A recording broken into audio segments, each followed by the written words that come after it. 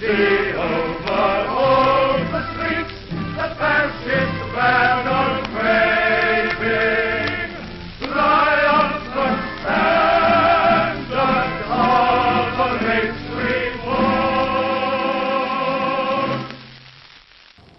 It was Irish sweat and labour here, where we're standing, that made the docks, the London docks. Irish sweat and labour. And north, just north of the Irish, towards the Whitechapel section, was the Jewish section.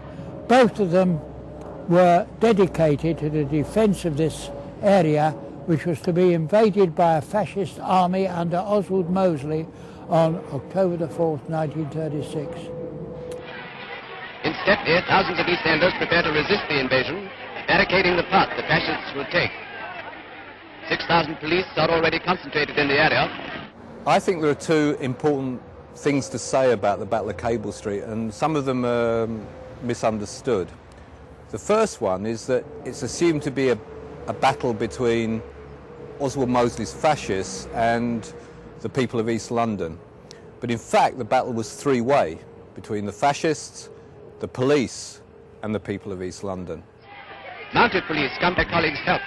Batons are drawn and heads broken as the anti-fascist demonstrators resist efforts to disperse them.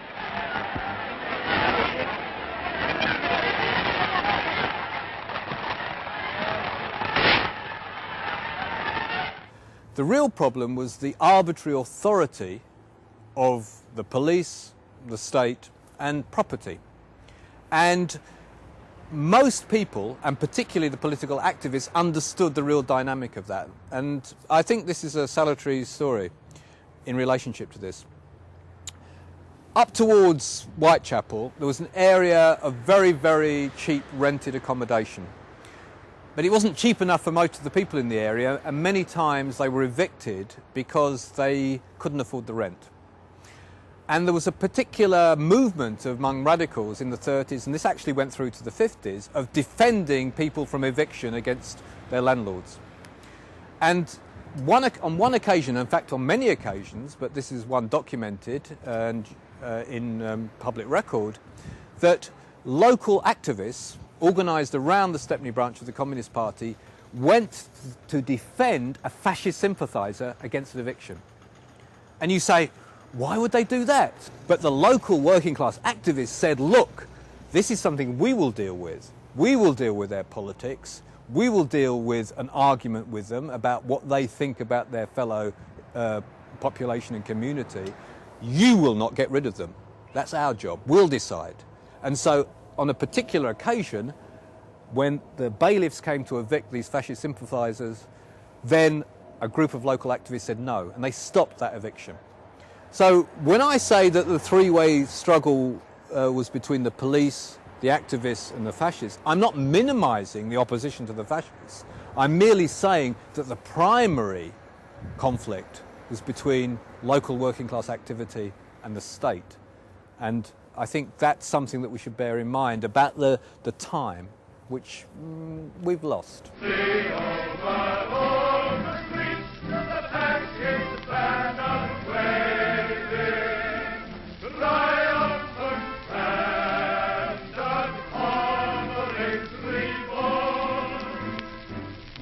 And the second, and I think equally important element of what happened on that day, which is perhaps difficult to grasp nowadays, is that it was about an East End which was very alien to most people's experience. East London is now assimilated into our culture through EastEnders and chirpy cockneys. But in 1936 it was a very dangerous place, or at least in people's imaginations, and it was a place where people fought hard about politics, about life, about many things. And the great thing about the Battle of Cable Street is that the people of the East End, those other people, came together and did something which perhaps we can't really understand, which was to act together to defeat somebody politically. They didn't rest on their laurels. They didn't say, we're happy with who we are. They didn't say, this is our cultural identity, leave me alone. They said, we're going to stop this, we're going to change something, we're going to act. Communists, Labourites and Jews jammed the fascist route, resisting the peaceful efforts of the outnumbered police to clear the way. Incensed by Blackshirt, anti-red, anti-Jew propaganda, 5 East End boroughs unsuccessfully petitioned the Home Office to forbid the march. Now the crowd take matters into their own hands. And I think that's very important. The context for this was that Oswald Mosley formed a party called the British Union of Fascists in 1932. By 1936 he was having a hard time. He wasn't doing as well as he thought he was going to do. So Mosley had hit a roadblock. He was making no progress. He decided that one way of breaking through electorally was to galvanise anti-foreign sentiment, anti-Jewish sentiment, anything against the other. And the place to do that was the East End of London, which was brought everybody together.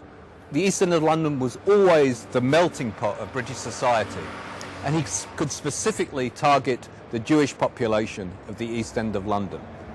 So he decided, after a campaign of about 9 months in which he was using his thugs to intimidate people, to smash windows, to come down here and say, we can do this, look, we are going to take on the foreigner in British society. What happened? Passing the Tower of London, 5,000 fascists rally to their mobilisation for the much advertised march through the East End. And Sir Oswald Mosley, Blackshirt leader, arrives at Royal Mint Street to inspect his followers. I remember it distinctly. I was a young lad, 15 and a half, attached to the Labour League of Youth, conglomeration of young men between 16 and 20, dedicated to the overthrow of fascism, not only in England but abroad. I took a tram down to Mile End, got off the tram, and there was a massive crowd congregated in that area within about a few hundred yards of where Mosley was going to advance. And you could hear in this conglomeration of people the chants, 1, 2, 3, 4, 5, we want Mosley, dead or alive. And all across there was these banners flying. Remember them as though it were yesterday. I pushed my way through these banners. People were there, I can see them now, young and old, but mainly local people consisting of Irish and Jewish working class. They'd come there to stop the fascist invasion of our patch. It brought people together. It brought very diverse communities together. It brought them together as people who opposed fascist violence, not on the basis of ethnicity, but on the basis of politics. And I think that's an important point to remember in the contemporary discussion. They brought people together politically, not culturally. People continued to have different cultures, but they had a political allegiance to stopping Mosley marching. Even more important, it showed the configuration of what the politics were in the East End of London. The Labour Party decided that it didn't want anything to do with the mobilisation against the fascists. It would be too difficult, it would be too problematic, it would be too violent. But this also applies to the question of religion. The Jewish Board of Deputies said, do not go out on the streets. If you go out on the streets, you will be castigated as violent Jews. So religious sentiment and conventional political sentiment were aligned. They both said, don't take on Mosley. What else? Well, there were a number of groups who wanted to do things. The most important was the local Communist Party. The Communist Party was cross-ethnicity. It grouped together the Jewish population of Stepney with certain elements of the old Irish population of Wapping. And that's the most important thing. There was a political alignment around an idea of changing something. Now, we then have a problem, because Mosley was going to march on the 4th of October, a Sunday. The Communist Party decided that it didn't want to take on the establishment. It wanted to stay close to the Labour Party because it had a new project of a popular front. It had been so frightened by the growth of fascism in Europe, it had been so frightened by its own defeats against that movement, that it cozied up to the Labour Party and said, OK, we don't want to go. What we'll do is we'll organise a demonstration in Trafalgar Square on the same day, and it will be a good demonstration because it will be in support of our brothers and sisters in Spain who are fighting a war. Very good idea.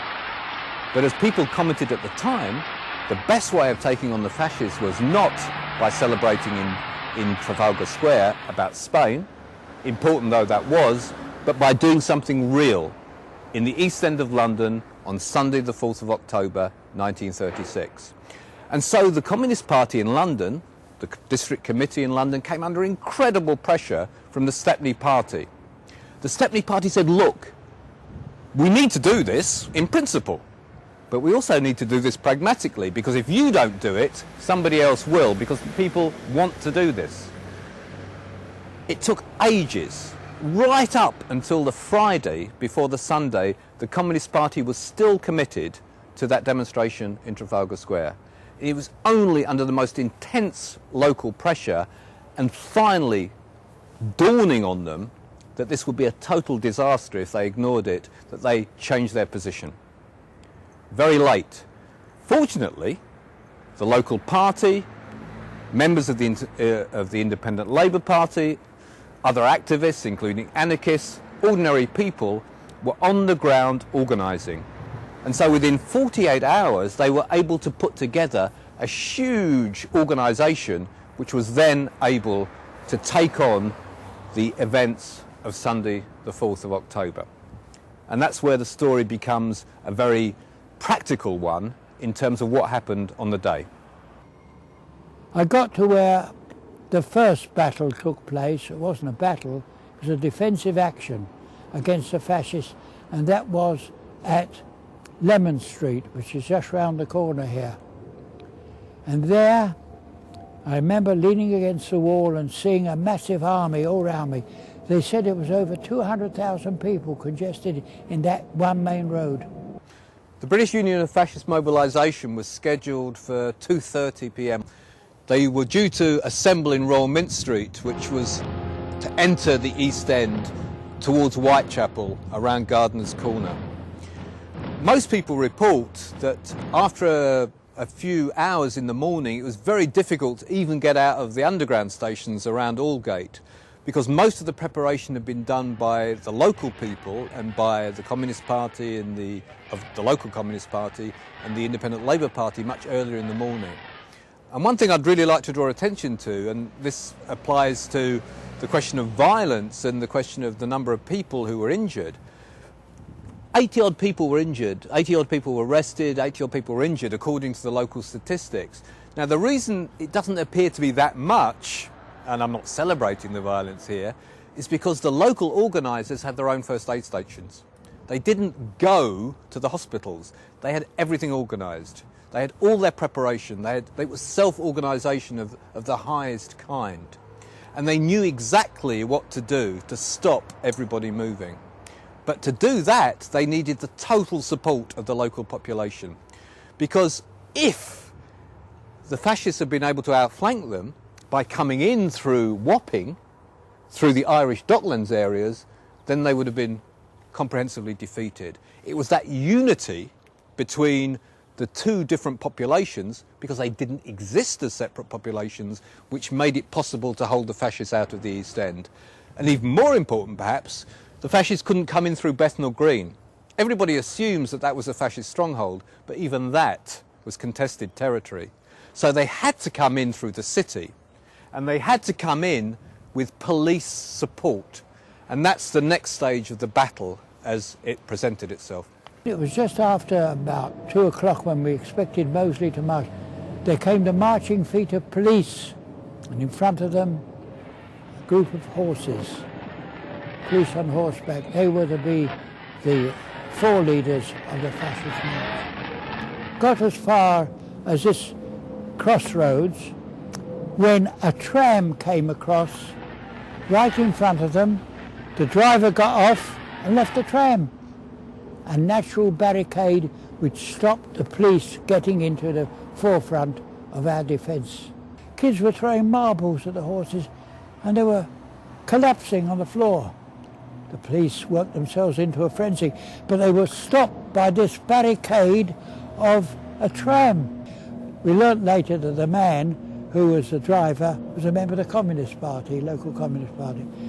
There were women throwing filth and dirt and emptying garbage onto the police. And I was standing only 150 to 200 yards away from here. And they actually captured 2 of the policemen at the time. They took them round here, actually. And later on, when I did research, I found out the family that kept their helmets after they released the policemen. Police were there, Mosley well behind him. You couldn't see Mosley, it was all coppers. It was really a police war against the local people. And they baton charged on at least 3 occasions into the first ranks of the local population. What stopped what was going on in this area of London was a willingness to challenge not just something you disliked, but the authority of the state. And that was a combination of political activism, a set of ideas held by real people in real circumstances, and a weight of numbers, quality and quantity. Now what happened was that this worked. Over 3 or 4 hours, the police tried to break down, they tried to break through the lines, they arrested people, they beat people with batons, the people who were beaten were replaced, and in the end, it looked as though it was impossible to get through. Well, it was about 4 or 4:30, I think, that I could see that there was a stalemate. The police couldn't get through. And what was, to me, most, I think, uplifting was to see bearded Jews and Irish Catholic dockers side by side behind barricades up here at the end of Cable Street, which stopped the police getting through. And then 2 things happened. Mosley, dilettante that he was, turned up late. He was on his way to a wedding in Germany, his own wedding, presided over by Joseph Goebbels, and he decided that things weren't going to plan. Local Labour dignitaries decided that things were getting too fraught and negotiated with the commissioner of the police, somebody called Commissioner Games, and they decided to point the fascists in the other direction. So instead of trying to get into the East End, they marched away along the embankment.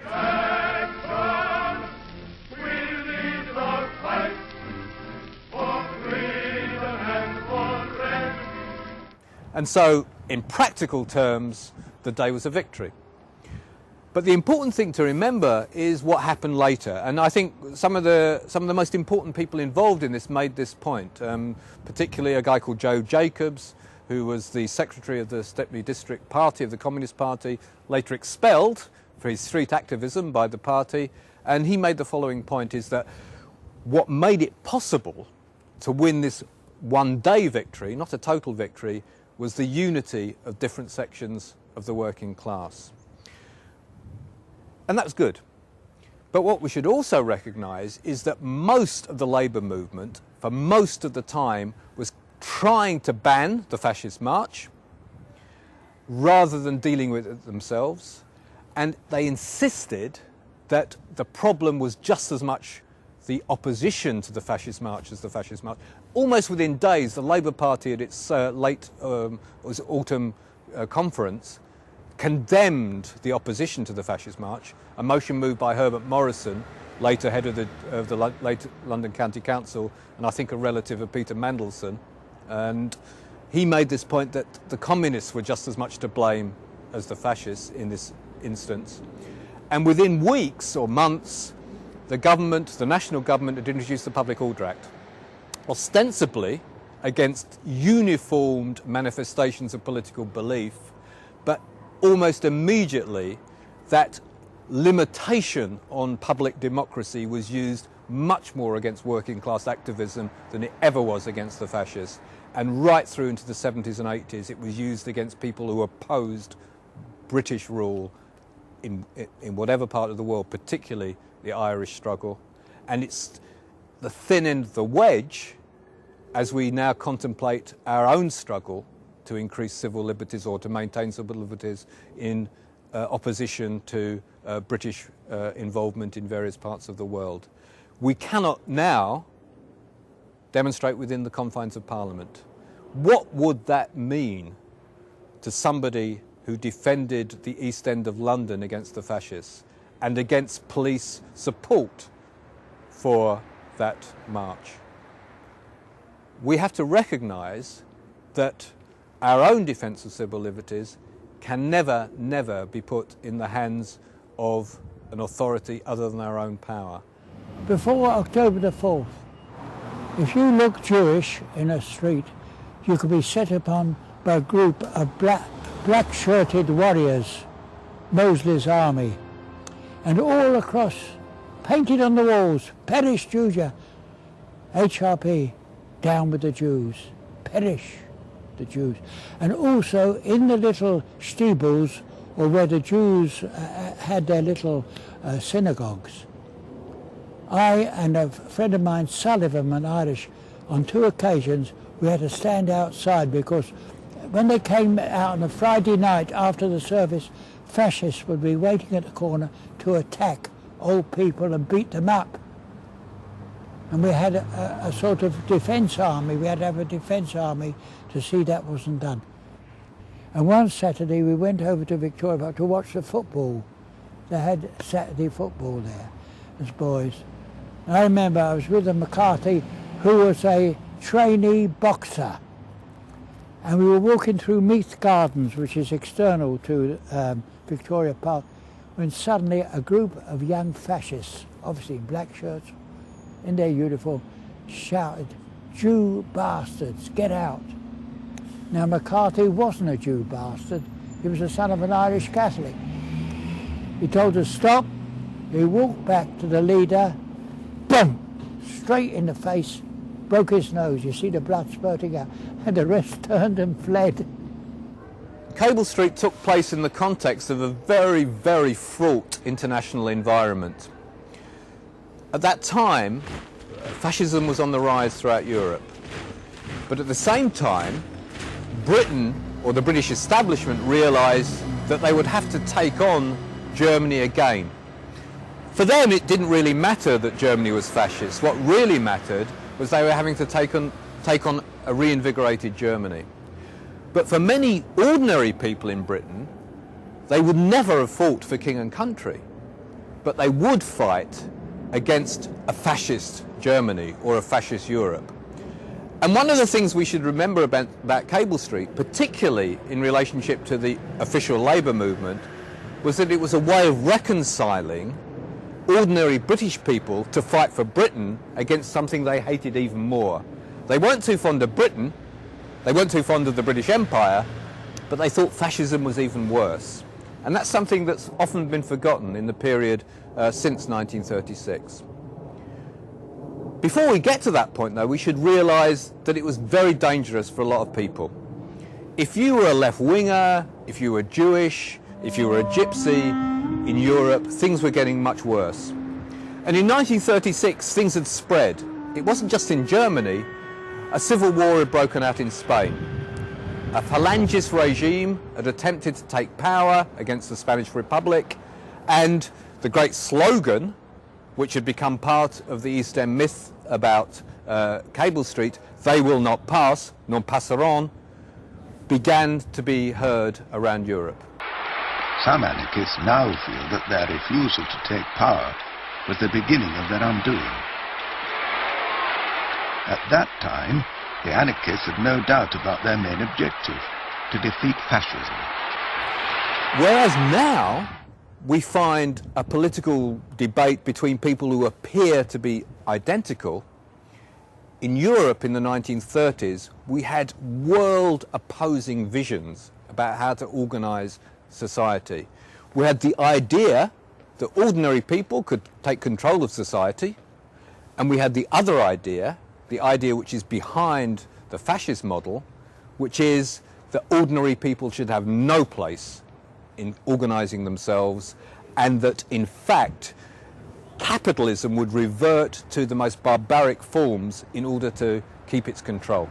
People said contest means that we must retreat to order. So That was the basis of fascism in Europe. If you can't organise society around the needs of the people who run it, the capitalist class, the feudal landowners, then we need a hard fist. That's the basis of European fascism. And it appeals to the people who are disorganised by change. So the classical base is the petty bourgeoisie. And this doesn't happen in Britain because there isn't a big petty bourgeoisie. Britain had industrialised much earlier. Society was much more around the basis of people who lived with each other. They organised with each other. They didn't have problems in terms of deciding that they were being disorganised by themselves, the working class, or by the bosses they didn't like. And I think that's a very important point to remember about why fascism took place in Europe and why not in Britain. Britain is a historically successful capitalist country. For 200 years, Britain had worked. Capitalism was fine. People objected to it, and there are many struggles in this area which testify to how brutal it could be. But compare that with the experience of capitalist development in Germany or Eastern Europe, or in fact anywhere else in the world, and you understand how fragile that social relationship could be. What I mean by the fragility of capitalism in Europe is that it's a relatively new phenomenon. If you look at most European societies, and up until the 1890s, they're not very modern. They contain lots of social formations, social classes, who we wouldn't recognise. One of the interesting paradoxes about this is that getting rid of their Jewish population, in terms of the ghettos, in terms of the pogroms, gave us the Jewish population in the East End of London, which became much more radical and progressive. And that's good. And let's think about that when we think about people arriving here today. The problem for everybody considering the issue in Britain in 1936 was, well, how fragile is the regime in Britain? The Great Depression had happened, the First World War had been fought to end all wars, and had produced what for the vast majority of ordinary people? So there was a potential for social disruption on a scale in British society that hadn't been seen since the 17th century. And that was what worried many, many people. It wasn't on the same scale, and I would never claim it was on the same scale as in most other areas of Europe. But many important people thought that the model for European political organisations could be transposed into Britain. And that was the point of Mosley. I am speaking to you on behalf of a new political party. We'll fight in the next House of Commons to get a policy of vigour and of action. That was the point about his new organisation. The new party had become the British Union of Fascists. The salvation of Britain, this entity, was to be through the fascist model. And he took one lesson which he thought he could learn from the experience of Central European fascism, which was anti-Semitism. And that's why the East End of London became the focus of his activity. It was the centre of the Jewish population. The majority of people in Stepney were Jewish. There were 60,000 people, not a lot, but it was still a majority population. They were the most vibrant elements of that population. They were not the only, but the most political elements of that population. They were foreigners. They were other. They were not British or English, whatever that meant in a mongrel nation, but they were something that could be identified as something that needed to be cleansed. An element of East London politics which had actually been taken place since 1905, since the Aliens Act, in which right-wing organisations had targeted the foreigner and the Jew. So Mosley came to the East End of London in October 1936 in order to make that point, in order to, in the narrow sense, to galvanise his own popular base, but also to key in to the wider debates and terrifying political discussions which were happening throughout Europe. And the reason, again, that he was interested in the East End was not only the other, but the people who lived around the East End. The small people, the costermongers, the lumpenproletariat, the people who dispossessed. The classical social base of fascism, he thought he could galvanise in places like Bethnal Green, the edge of the Jewish area. You go to bed one night, you wake up in the morning, and you find the great champions of yesterday side by side on the same front bench, arms round each other's necks, dear old pals in the same national government. We know to this day that the difficulty about areas of major immigration are not the areas at the centre.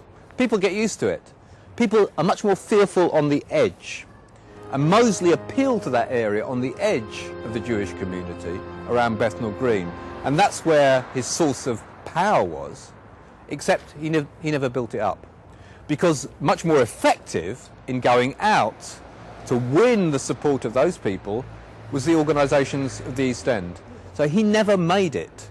He was going to lose. And in that sense, Cable Street is less a monument, it's less the culminating battle, it's just a symbol. He couldn't win. He couldn't win because people were willing to take him on, but it wasn't the be-all and end-all of the struggle. The real battle was fought over the hearts and minds about who you identify with. Do you identify with the idea that other people from different countries were your enemy, or do you identify with the idea that something else was your enemy? That was never satisfied. That was never fully concluded. It wasn't as though people said, everybody's my brother and sister, but at least at Cable Street, they decided that the solution of treating people as aliens was not a victory. The sensible thing about Mosley's strategy was, of course, that the Jewish population of the East End of London were a problem. They were Bolshevik bastards, and they were disproportionately radical. This is a very interesting phenomenon. It's not specific to the Jewish population, is that you often find that immigrant populations in dynamic cities, people who move around a lot, like merchant seamen, are disproportionately radical. And this is because they have more experiences. They live in society, not in isolated communities. And that was one of the great phenomena of East End Jewish life from the 1890s through the 1930s. So when Mosley and his fascists would say the Jews are communists, many Jews in East London would say, damn right, we're communists, we're radicals, we want to change the world. And that had a powerful influence. There were 60,000 Jewish people in the small borough of Stepney, and that was well over 50% of the population. But they had a disproportionate influence not only on the immediate area, but throughout the whole of the East End, where they galvanised the politics of the Irish workers in the Docklands, and they also had a big impact on the whole of the London Communist Party. And I think we need to remember that huge radical moment in which people who'd left the pogroms and the ghettos of the 1890s in Russia and Latvia and Poland arrived in a society which they thought was going to make them, but they had to remake themselves. That's a good thing. And they had to take on the British establishment. They had to take on an anti-Semitic British establishment.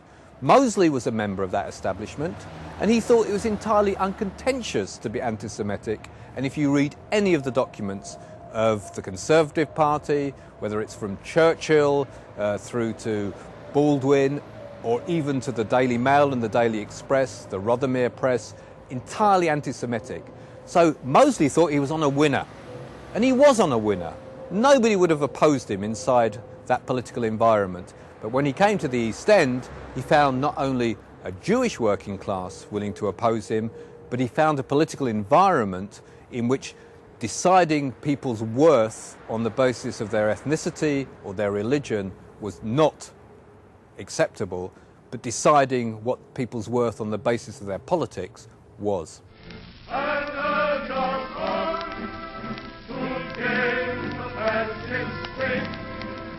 Nobody thought of doing a mural in 1936, and in one sense that's very unusual because the 1920s and 1930s were the high point of political murals, and that's probably because of the nature of class struggle. Popular movements demanded not only political but cultural and aesthetic responses, and the great murals of the Mexican tradition, the South American tradition, which this mural in fact copies in positive homage were those in which active political struggle needed to find many forms of expression, not just in mural terms, but in Picasso's Guernica, in German Expressionism, which you also find particularly in the sort of little Hitler figure over here. He could come out of a George Grosz cartoon. This image of mass activity is very much derived from the political traditions, the cultural traditions of aesthetic modernity. But it didn't happen in the 1930s. There isn't that tradition in the British aesthetic or cultural environment. And the story, I think, is quite interesting. I think the most positive element of it is that the original artist, Dave Binnington, wanted to do something which reinvigorated an active political tradition. And he did that, I think, with every positive intention. And I think it's important to recognise that he did it in the context of a new political struggle in the mid-1970s. 1976 was a period in which a new problem had arisen in the East End, one in which the new immigrant population, predominantly Bangladeshi, faced a struggle against racism and a very weak form of fascism in terms of the National Front. And it's worth also making the point that, again, there was a three-way relationship here. That there was a problem from the fascists. They were physically intimidating. They did cause heartache. They did cause pain. They did cause suffering to the population of Brick Lane and the areas which had replaced the Jewish population. But much more significantly, the problem for the Bangladeshi population was the racism of the British state. It was the racism of immigration controls. It was the legitimation of differential treatment in housing policy of the Labour Party. It was the move of the Liberal Democrats to take advantage of discriminatory housing to get a foothold in the area. It's a whole new ball game of political politicking in the East End, of which the Bangladeshi population was at the centre and increasingly became a key component of the Labour Party and Liberal Party democratic machines. So Dave Binnington wanted to make a symbol, and he came into a minefield. He appropriates the aesthetics of the past and produces, a wonderful piece of public art. I bow to him, I take my hat off to him, but it becomes part of a struggle which has very little to do with the 1930s and everything to do with the machine politics of the 1970s and 1980s. And so, a handful of fascists can continually deface it. It isn't really finished till 1993 when they put a coat of varnish off. The council wants to wash its hands of it because it costs it a few £1,000. Very few people take an interest in it because it's part of not of a living, vibrant political tradition, but of a cultural heritage of a population which no longer lives here. And it will be very difficult to reinvigorate that. In fact, you could never reinvigorate it by constantly talking about Cable Street. You could only reinvigorate it by talking about the rights of the Bangladeshi population to good housing and opposition to the government's asylum and immigration policy. And if you wanted to do that, and let's hope we do, only then could you make the Battle of Cable Street a living memory for the population of this area.